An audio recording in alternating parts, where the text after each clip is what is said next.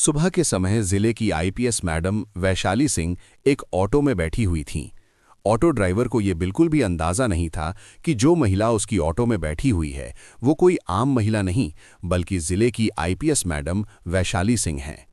वैशाली सिंह ने काले रंग की साड़ी पहनी हुई थी और उन्हें देखकर बिल्कुल एक आम सी महिला लग रही थीं। वैशाली सिंह अपनी छोटी बहन की शादी में उपस्थित होने के लिए छुट्टी लेकर ऑटो में बैठी घर जा रही थीं। ऑटो ड्राइवर को ये बिल्कुल नहीं पता था कि ये मैडम कोई आम औरत नहीं बल्कि जिले की आईपीएस मैडम है। ऑटो चलाते हुए ड्राइवर ने वैशाली से कहा, मैडम, आपकी वजह से मैं इस रास्ते से जा रहा हूं, लेकिन हो सकता है इस रास्ते में पुलिस हो। हमारे जिले का जो इंस्पेक्टर है वो ऑटो का चालान बिना वजह काटता है और पैसे लूटता है।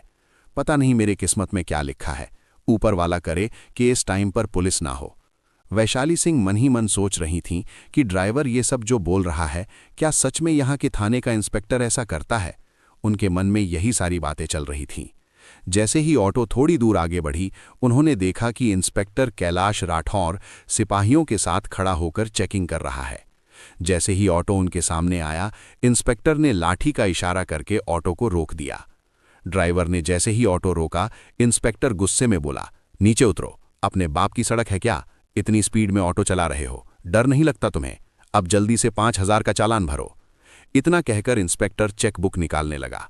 ऑटो वाले ने डरते हुए जवाब दिया, सर, मैंने कोई नियम नहीं तोड़े। आप किस चीज़ के चालान काट रहे हैं? प्लीज़ ऐसा मत करें, मेरी कोई कमाई नहीं हुई है, मैं आपको इतने पैसे कहाँ से दूं? इंस्पेक्टर भड़क उठा, ज्यादा जुबान मत चलाना, पैसे नहीं है तो ऑटो क्यों चलाता है? जल्दी से ऑटो का कागज निकालो, कहीं चोरी का ऑटो तो नहीं है। ड्राइवर ने फटाफट कागज निकाल कर दिखाया। कागज में सब कुछ साफ था, कोई गलती नहीं थी। फिर इंस्पेक्टर बोला, कागज तो है लेकिन फिर भी चालान तुम्हें भरना ही पड़ेगा। अब 5,000 नहीं तो 3,000 दो, वरना तुम्हारी ऑटो सीज होगी। पास में खड़ी आईपीएस मैडम वैशाली सिंह सब कुछ सुन रही थीं। वो देख रही थीं कि किस तरह इंस्पेक्टर गरीबों को लूट रहा है और बिना वजह चालान काट रहा है। ऑटो ड्राइवर डरते हुए बोला, साहब, इतने पैसे कहाँ से लाएंगे? अभी तक तो कमाई नहीं हुई है, मैं कैसे आपको पैसे दूंगा? प्लीज़ छोड़ दीजिए साहब, जाने दीजिए। मेरे छोटे छोटे बच्चे हैं, मैं कमाई नहीं करूंगा तो वो बच्चे क्या खाएंगे? भूखे रहेंगे। साहब छोड़ दीजिए। मगर इंस्पेक्टर कैलाश राठौर को जरा भी दया नहीं आई। उसने गुस्से में ऑटो ड्राइवर के गाल पर एक जोरदार थप्पड़ जड़ दिया और कहा, जब पैसे नहीं हैं तो ऑटो चलाता क्यों है? तेरे बाप का सड़क है जो इतना स्पीड में गाड़ी चलाएगा? ऊपर से मुझसे ही जुबान लड़ा रहा है। चल, तुझे थाने में सबक सिखाएंगे। इतना सुनकर आईपीएस मैडम वैशाली सिंह खुद को काबू ना कर सकीं और इंस्पेक्टर के सामने आकर बोली, इंस्पेक्टर, आप बिल्कुल गलत कर रहे हैं। जब ड्राइवर का कोई गलती नहीं है तो आप बिना वजह चालान क्यों काट रहे हैं? ऊपर से थप्पड़ मारना कानून का उल्लंघन है। आपको कोई हक नहीं है ऐसे किसी गरीब पर अत्याचार करने का। इसे जाने दीजिए। इंस्पेक्टर पहले से ही गुस्से में था।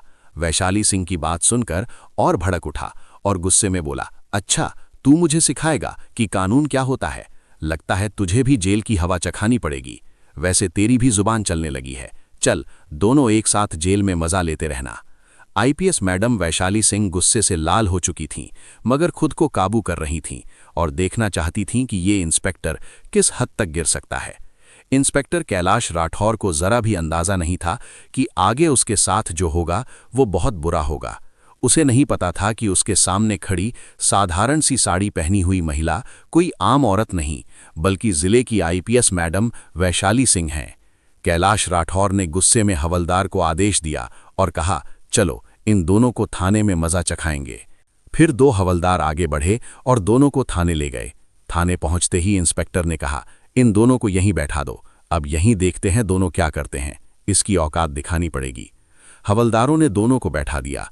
इंस्पेक्टर कैलाश राठौर कुर्सी पर बैठा और हंसते हुए बोला, रामू, कहाँ है रे? चाय लेकर आओ।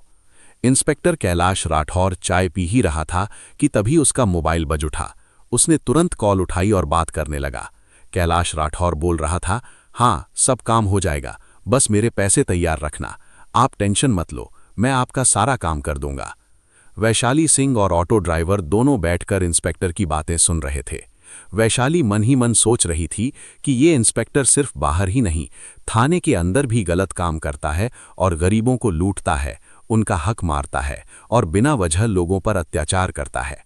वो अपने गुस्से को काबू में रखी हुई थीं, मगर बिल्कुल शांत से खड़ी थीं, क्योंकि उन्हें पता था कि इंस्पेक्टर के साथ आगे जो करेंगी वो सीधे पूरे शहर को दिखेगा। वो मन ही मन प्लान बना रही थीं कि इसे कैसे लोगों के सामने बेनकाब किया जाए। पास में बैठा ऑटो ड्राइवर डर से कांप रहा था, उसकी आंखों में आंसू थे। घर की चिंता और जिम्मेदारी से वो रो रहा था, मगर पास में बैठी आईपीएस वैशाली सिंह को देखकर उसके मन में भी थोड़ा हिम्मत थी कि वो बच जाएगा। तभी वैशाली सिंह ने ऑटो ड्राइवर की तरफ देखते हुए कहा, आप टेंशन मत लीजिए, ये इंस्पेक्टर कुछ नहीं कर पाएगा। मैं आपके साथ हूं और इसे दिखाऊंगी कि कानून की ताकत क्या होती है। ये कानून का गलत इस्तेमाल कर रहा है। आप चिंता मत कीजिए, आपकी कोई गलती नहीं है। आप निश्चिंत रहिए, बिना वजह टेंशन मत लीजिए।